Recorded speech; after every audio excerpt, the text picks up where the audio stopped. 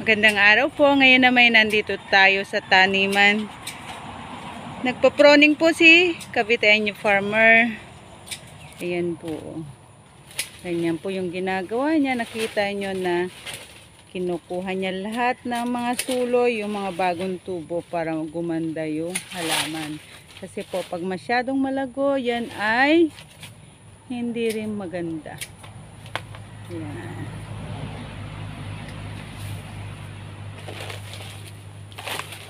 Yan po. Hindi po natatapos sa paglilinis lang. Yan po may maintenance na pruning. Hindi po basta may makitang maraming suloy na kailangan magbawas ng sanga-sanga. Yan po ay inaalis. Ayan po. Nagtatanggal siya ng mga suloy-suloy. Dahil pangit po naman pag masyadong crowded ang mga sanga. Lalong hindi po maganda at yung mga sangang yun pang-agaw pa ng taba na paglaki ng isang puno. Yan po. Share ko lang sa inyo itong ating pagpo-proning. Nilinis niya lahat para hindi po masyadong gubat. O yung katulad ng saging na yon, yan po ay tinatanggalan ng dahon ng saging.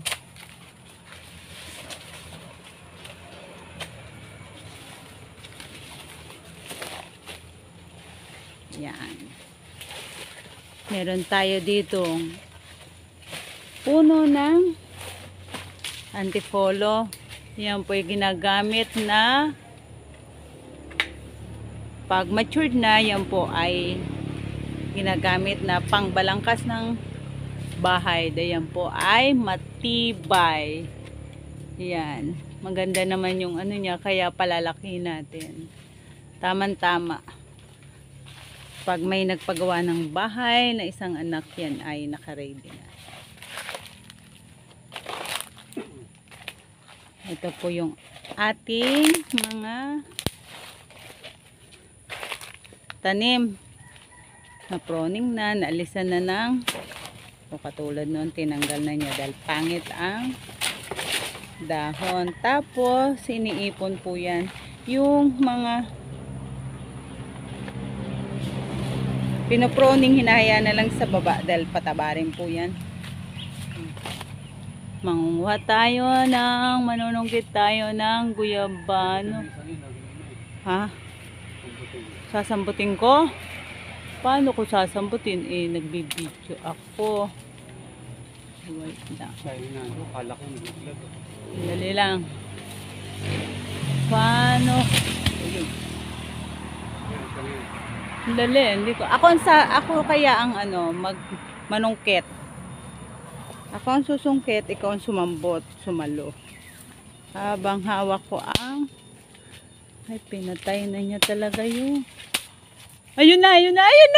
Dali na. Nahuhulog na siya. Oh. Salo. Ay, saluhin mo. Sayang. Saluhin mo. Bulok na. Ay, nabulok. Sayang naman ang guyabano. Nabulok. Saan? Taas. Saan? Tayo po ay manunungkit.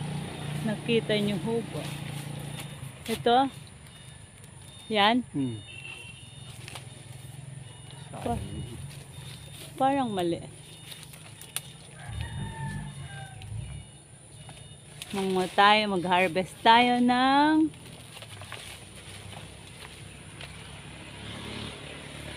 guyabano. Sweet guyabano po yan. Ayan, nakakuha tayo ng dalawa. Yan pa doon? Yan po favorite ng mga anak ko. Ayan. Nagsipag.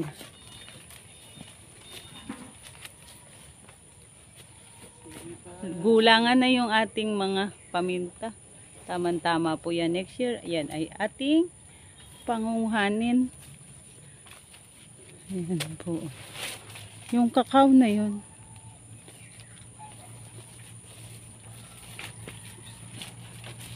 Okay na yan. Uy, maganda.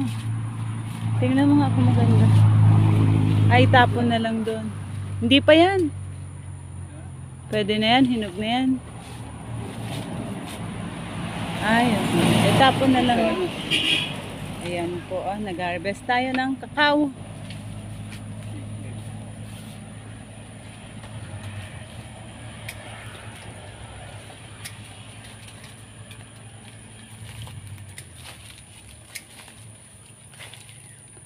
Tayo po ay nagproning ng mga tanim-tanim para hindi naman masyadong kasi pagka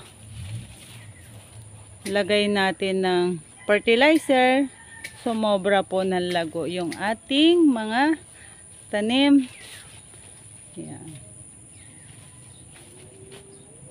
May nasipak na isang sanga.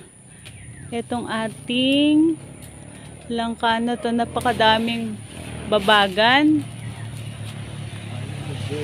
Yatang maputol Ayan may ito yung sanga. Oo, pag hindi bubunga, di palitan. Yan, puro babagan po. Yung babagan yan nung high school kami ng mga classmate ko, sinasawsaw namin yan sa suka. Libangan din po. Pero masarap po, lagyan natin ng sili. Ay, isang sanga, pangit pinoproning na lang niya kasi pangit naman tingnan. Hindi naman siya nagtutuloy.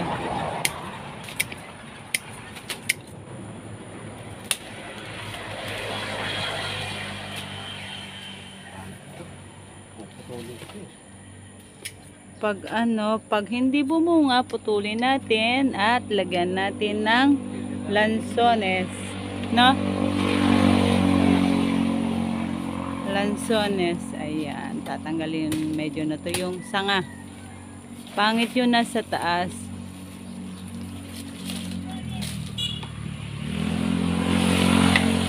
Ayun yan po yung libangan natin pag wala tayong hatid na estudyante. May kasama akong pag-garden, pagsama dito sa taniman, at meron pa rin kaming isang sideline na tinutulungan. I-update ko kayo doon pagdating ng time para alam nyo kung bakit hindi po ako nakaka-attend. Lagi-lagi hindi ako nakakapag-YouTube dahil masyado pong busy. At yun naman likod ng bahay po ay ipakikita ko sa inyo dahil tapos na rin pong linisan or imawer. Yan. Tingnan nyo at ito parang kailan lang imawer. Tingnan nyo naman po at madamo na uli. Tama-tama po yan sa summer. Yan.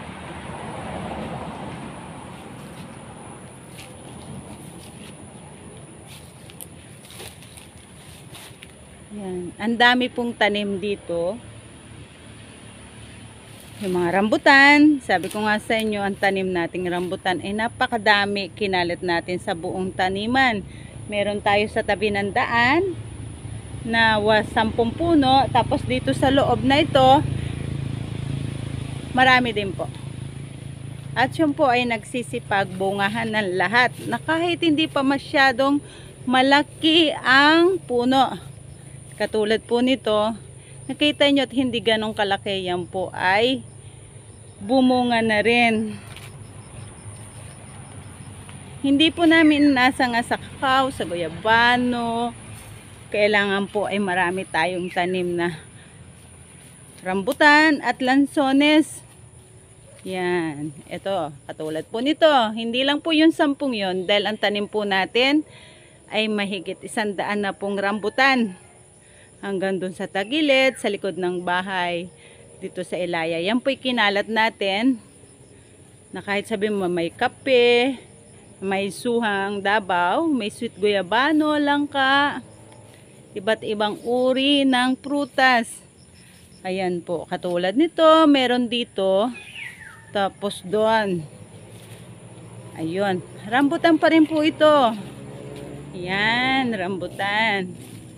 Okay, sabi ko nga sa inyo, napakadaming puno ng rambutan kaming tinanim.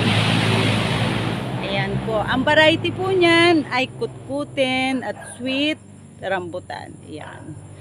Lahat po yan ay naharbesan na namin. Dahil hindi ganong kalaking puno, nagbigay na rin siya ng mga bunga. Yan. Ito po. Ayan. Sabi ko nga sa inyo, napakarami namin tanim na rambutan. Ayan pa rin po yung ating puno ng rambutan. Ayan. Ipakita ko lang sa inyo dahil hindi porket ang tanim namin mga kakao, hindi po kami umasa sa kakao dahil kung hindi po maganda ang kakao, yan po ay aalisin ni Caviteño Farmer at ang tataniman na lang ng ibang variety ng prutas. Ayan, rambutan din po yan. Ihubat, sabi ko sa inyo, napakarami naming tanim na rambutan. Ayan po, langka. Para hindi lang po tayo umaasa sa kakao. Dahil si kakao, chocolate lang siya. Kahit sabihin mong mahal, iba yung kinakain. Ayan. Rambutan again. Ayan po. Hindi ho ba? At nakakatuwa na napakadami nating makakaing prutas. Hindi lang po makabasta kakainin. Yan po ay pag hindi natin kayang kainin, tayo mag-share sa iba. At pag sobra-sobra ay ibebenta natin. O ayan, lansones. Sabi ko nga sa inyo, marami tayong lansones. Hindi ko na lang ipakikita sa inyo dahil nga po lahat, dahil masyadong malawak na at hahaba ng husto ang ating video. O katulad po nito, ito po ay rambutan na naman. O, di ba? Sabi ko nga sa inyo, mahigit 100 puno ang ating rambutan.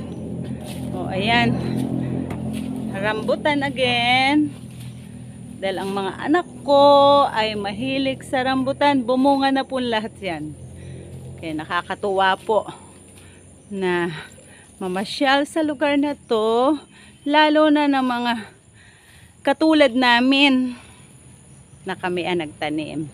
Sobra-sobra po na na-bless kami dahil nakakatuwa po yung mga tanim naming prutas na naglalakihan na, yung iba po inaalis na natin.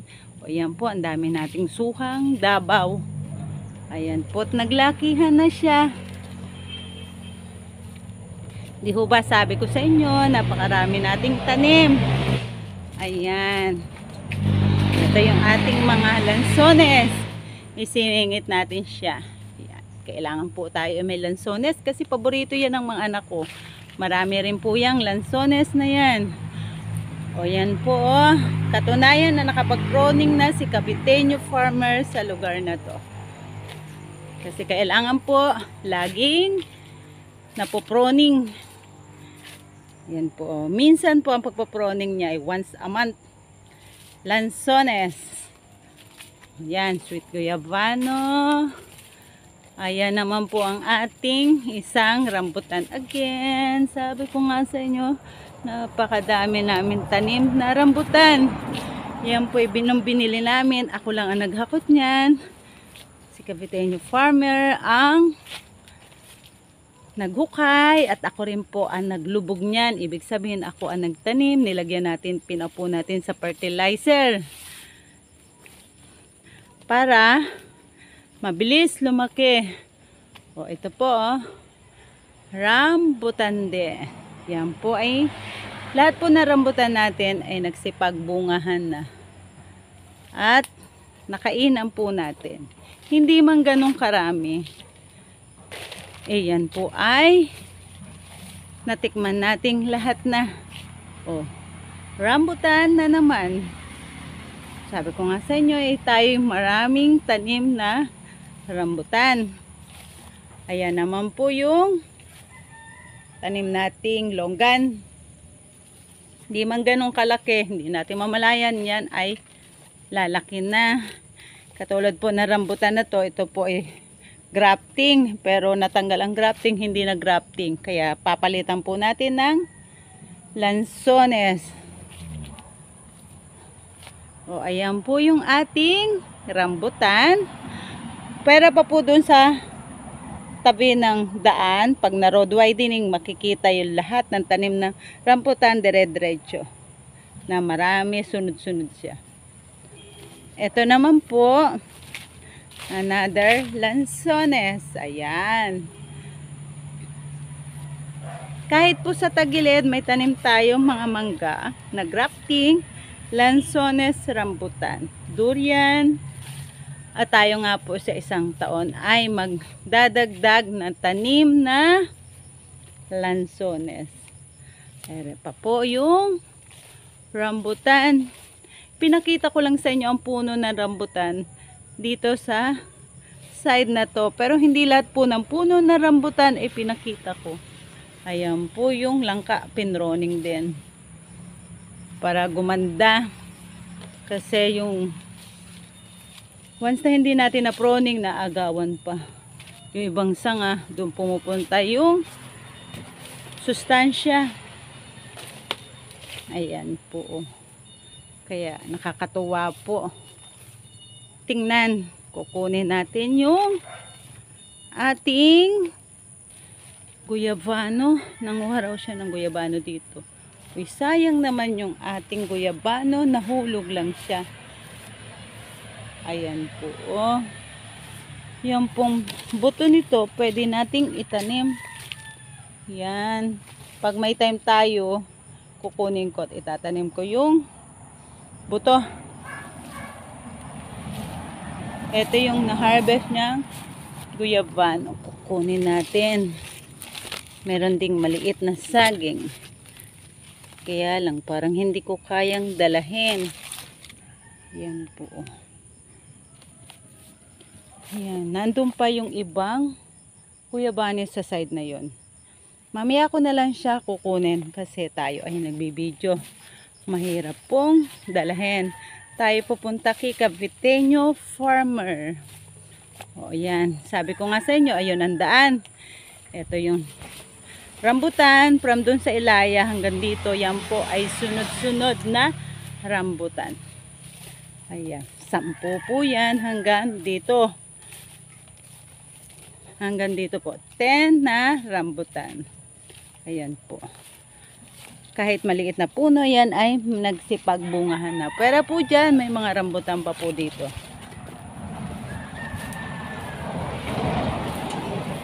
Ayan po ang katunayan na tayo lagi nagpo-proning. Ayan po. Ayan. Ito po yung pang sa daan na puno. Yan po hindi kasama dun sa sinabi kong 10. Ayan.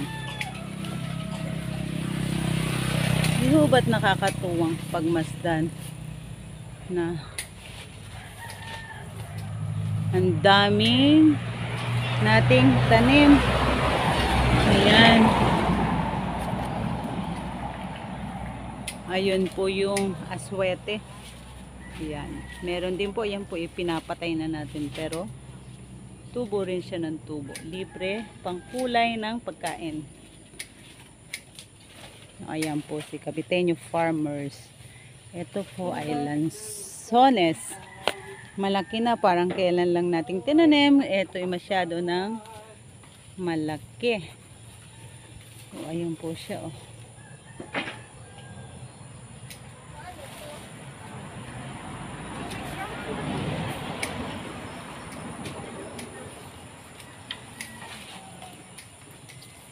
Meron tayong tanim dito.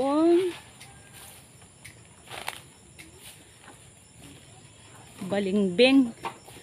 Yan, ginagapangan na siya ng bagin. Kaya bubunutin natin. Ayan po. So kung nga sa inyo, Masarap ang balimbing, kaya iyan po ay nagtanim ako ng 3 puno. 3 lang. Importante ay meron tayong puno ng balimbing.